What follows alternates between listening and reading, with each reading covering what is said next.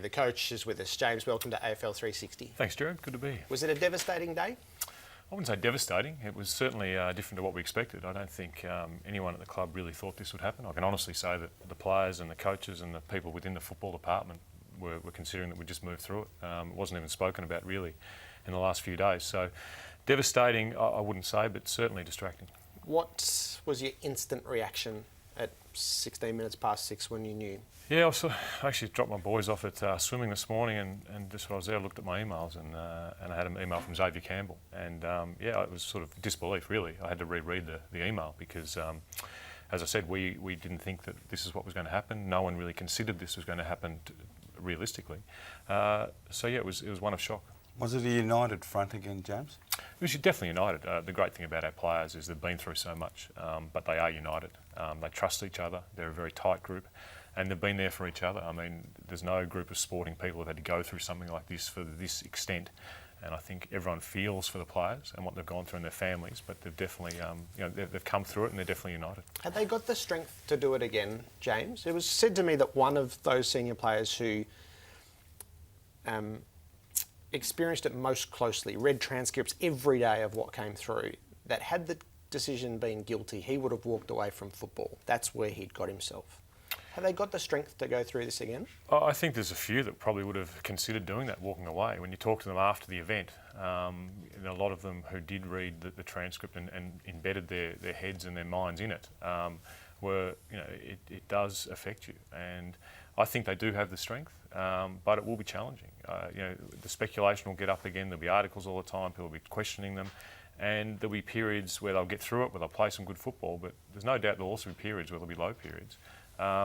And they're going to have to work through that, or we're going to have to work through that as a football club and a group of players and try to perform, because our supporters really want us to perform. Our supporters have been great. Our players want to play for our supporters and do something for them. But don't underestimate how hard this is going to be on the players. So it is largely about the players, but right now your position now has a guillotine placed above it. How difficult is that to coach and for yourself?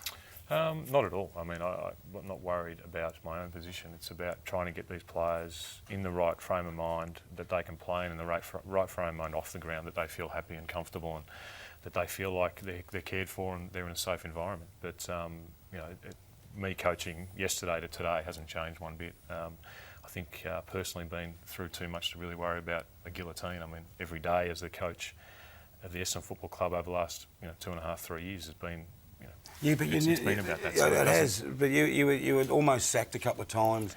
The pressure was on you every day. You had the media parked outside of your house. That's all going to return. Are you, Jared asked, have you got the strength? The players got the strength. Have you got the strength? Do you need the strength for the players? I've certainly got the strength. Yeah, definitely got the strength and the desire to do the job. There's no doubt about that. I can't wait to get back to the club tomorrow and train these guys properly. We haven't had a proper training session all week. We all want to get out on the track, and we've got to a point, and I can only speak for myself, but I feel like the club's got to a point where it doesn't matter what you say on this show, it doesn't matter what you write, it doesn't matter what anyone writes or says. We know what happened. We know the players are innocent. We know they haven't done anything wrong. And we know that the players will get found innocent again. And that's the strength this group has. Yes, we're going to have to deal with speculation, but as a group, what you write in the paper, what someone else writes in the paper, what you say on TV, it really doesn't concern us anymore. It's about how we feel as a group and go out there and play football and deal with things off the ground. You don't really know what happened though. If you did know, this would have long have been over. If you could prove what the players took, you wouldn't be facing charges regarding thymus and beta-4.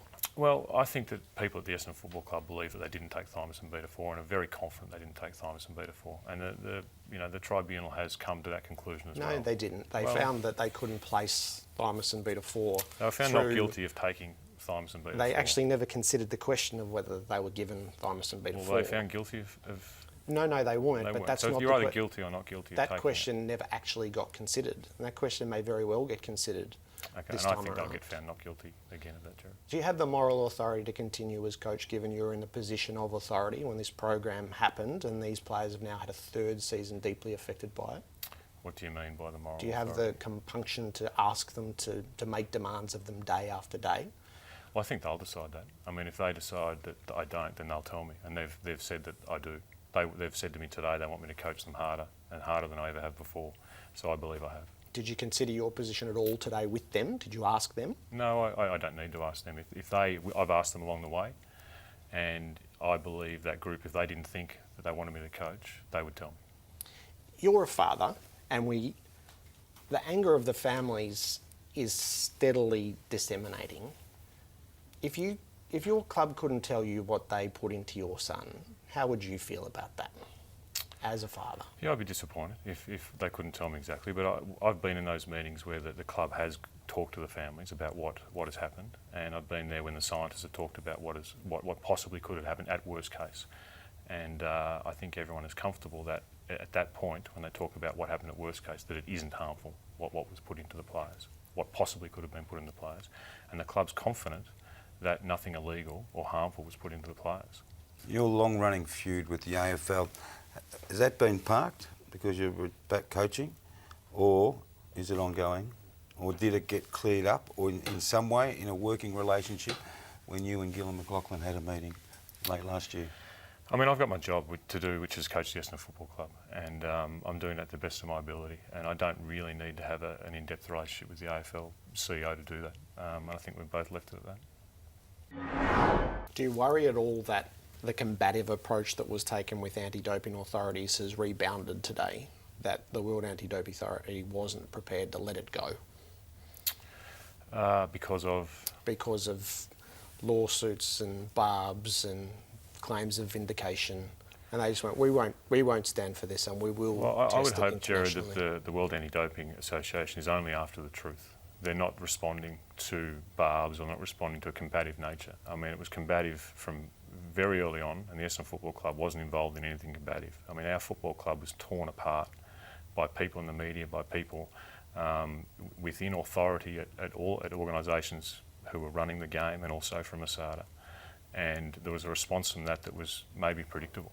But I will say that if WADA is doing this because of our combative nature or because they want to get back at us, I would have thought that's very disappointing. I would have thought that they would only be doing it because they want to find out. Do you think... What prospect do you think they have of finding the truth? Well, I don't think they're going to find that our players have taken anything illegal, because I truly believe that they haven't.